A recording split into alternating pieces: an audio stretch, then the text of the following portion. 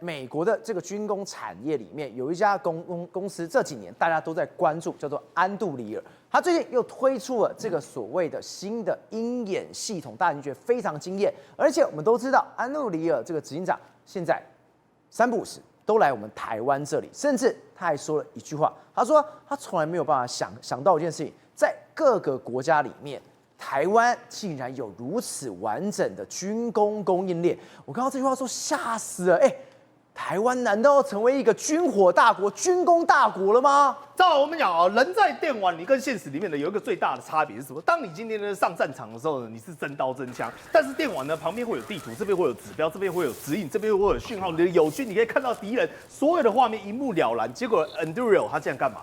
他把这个电玩的场景变成实现，也就是现实社会中，你直接只要戴上了他这个头盔，叫做 Eagle Eye， 对，也就是这个鹰眼。戴上去之后，你马上跟身临其境，跟打电动没什么两样。第一个，它可以呢直接3D 拟真，手一 print 之后呢，马上一个3D 立体地图就呈现在你的面前。而且这个面前之后呢，你只要你的友军跟你的好朋友都戴这个头盔，你就可以对着这个地图开始干嘛？指指点点。有这么厉害？对，用手指头呢就可以指着它，就可以发讯号。而且当你部署完整个战略之后呢，你会进入到战场。进入到战场之后，来，你会发现哦，第一时间这你看到的画面有没有？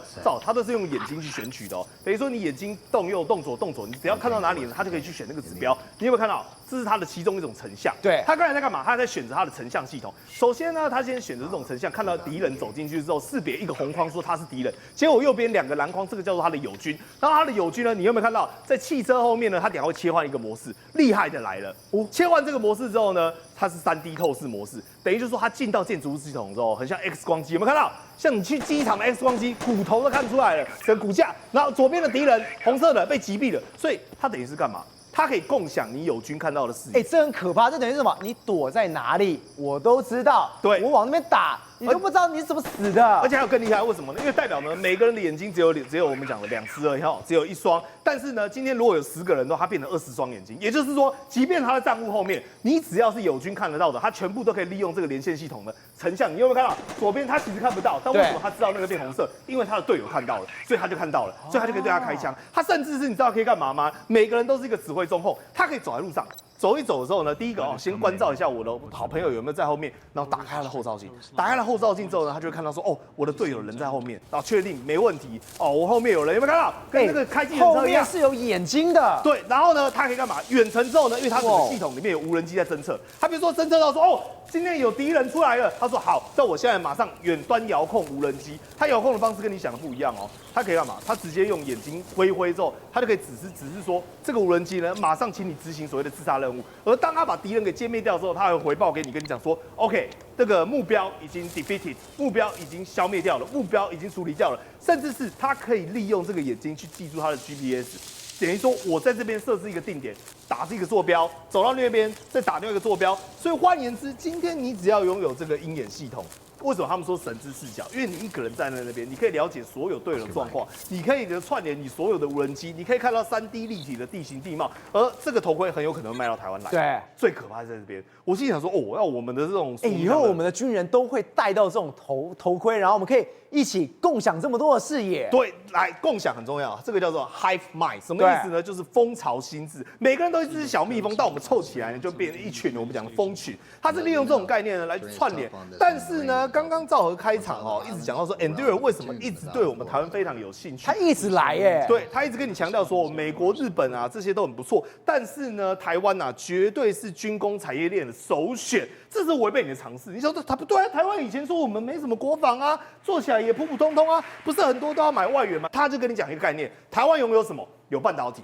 台湾拥有什么？有晶片，有机械，有零组件，全部都世界第一。有供应链。对，而且呢，台湾最大的优势是什么？还没有开始做军工。所以呢，你像美国，他说美国就出现一个大问题。美国出现什么问题？以前2战的时候为什么会很优秀？你知道吗？因为2战他们有些通用汽车、福特汽车，然后他们是把现有的这些汽车跟现有的这些工业技术拿去做战车，拿去做轰炸机，所以变成是说呢，即便他战争结束之后，他还可以转换回来继续做原本的工作。但是呢，他说现在的五角大厦在干嘛？五角大厦就是搞一些超越时间跟无限金钱的事情，变成说这个概念做出来的东西根本不可能付诸实践。但台湾相反。台湾是我们的现实里面已经把这件事情都搞定了，我们的现实里面有最优秀的技术，如今你只要动动脑子，把它转换到所谓的军工产业，就可以一触可及。瑞哥，今天印度的总理莫迪他到一个地方，他到了航空母舰上面去，他要去慰问这些官兵，有士气，感觉非常非常赞。结果没想到画风一转之后，这个画面大家看到，真的假的？他竟然带领所有人在这个甲板上面来做瑜伽了。对，没错。那么各位不要以为说这是开玩笑的，为什么呢？因为印度的军方，尤其是海军啊，那么包括他们的驱逐舰，包括他们的航空母舰。都会不定期的在甲板上面做瑜伽，真的做瑜伽瑜伽不是像你想象中说我们到什么瑜伽中心去啊，然后大家练身体啊，干什么？他们最主要原因是因为你长期在海上，所以长期在海上了以后呢，会有压力嘛。做瑜伽一向是印度教相关的这个，等到印度人民、印度军人啊，他们的一种把这个压力给疏解掉的一个很重要，再加上又可以这个把自己包括拉筋啊，包括怎么样啦，所以呢，对印度人来讲啊，印度军方来讲，这是非常重要的一件事情啊。所以呢，这次这个做瑜伽呢，包括在航空母舰上面做瑜伽呢，也包括那么这个印度的总理莫迪啊，还特别到他们的这个勇敢号的航空母舰上面呢，那么事实上呢，去参加跟这个相关的庆祝活动等等，包括这个做瑜伽。这个做瑜伽不是只有在这个航空母舰上面做瑜伽而已啊？为什么呢？世界这个等到印度啊，他们在自己的领土上面的任何一个地方都会做瑜伽。对，如果你看过《三个傻瓜》，那么这部印度电影最后结局的时候，在班公错湖一个好漂亮的湖泊啊，那个蓝色湖泊啊，就三个傻瓜他们那个他们的那个主角在那个追逐的那个地方，班公错湖也有印度的陆军在那边做瑜伽啊？为什么呢？你知道这个班公错湖是什么地方吗？什么地方这个地方就是中国跟印度打架的地方，狼牙棒拿起来打架那个地方。他们故意在这个地方做瑜伽，就表示说，第一，这个是我们印度的领土；第二，就是我们在这个地方一样可以很放松的在我国的国土上面就是这里做瑜伽。这个是瑜伽里面的，听说叫犬式啦，等等啦，还有下犬式，没有这么多他们细节动作。做瑜伽我要坦白，这不是开玩笑的，他真的在这边做瑜伽所以你就知道印度人对不对？印度的军队蛮有意思的，就对了。除此之外呢，事实上呢，印度最近也做了一件事。那么他们在这个航空母舰上面就由阿兵哥出来这个献唱给莫迪是什么呢？还唱歌。献唱这一首歌呢，事实上就是指诛杀行动大获全胜。你知道诛杀行动是什么吗？就是跟巴基斯坦的空战。可是问题是，这首歌唱的时候，那个莫迪很高兴。说我们的航空母舰叫勇敢，单单这个名字就可以震慑吓死了巴基斯坦。可是我记得那个空战不是印度输了吗？对，不是虽然前面有去轰炸他们的空军的巴基斯坦的空军营地，可到后来不是被那个歼十跟霹雳飞弹、霹雳15不是打掉了吗？但印度人不在乎了，这样坦白的啦。但是知耻即负勇，为什么呢？因为呢，霹雳15E也就是中国卖给外销型的给这个等于说巴基斯坦的这个空对空飞弹。它没有自爆设置，所以呢，它飞出去了以后就掉下来了，没有命中目标，然后呢，自己掉到印度的境内。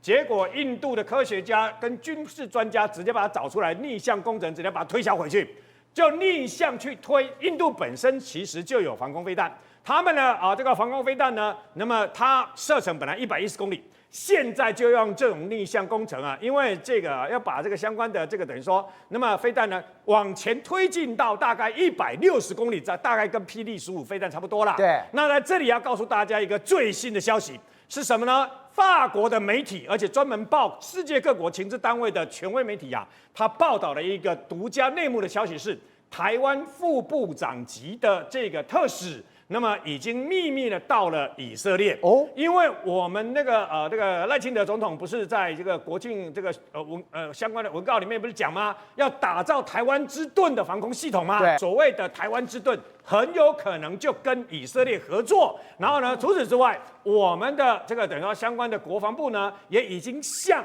那么中科院直接购买了122套的强攻一型的最新，号称比爱国者飞弹打得更高，拦截到70公里外的相关的飞弹防御系统，122套正式签约购买。宏观取材，厘清真相，犀利精准，深入剖析，时刻掌握关键，新闻时事不漏接。老时段，新气象，我是钟浩和，关键时刻2.0全新出击。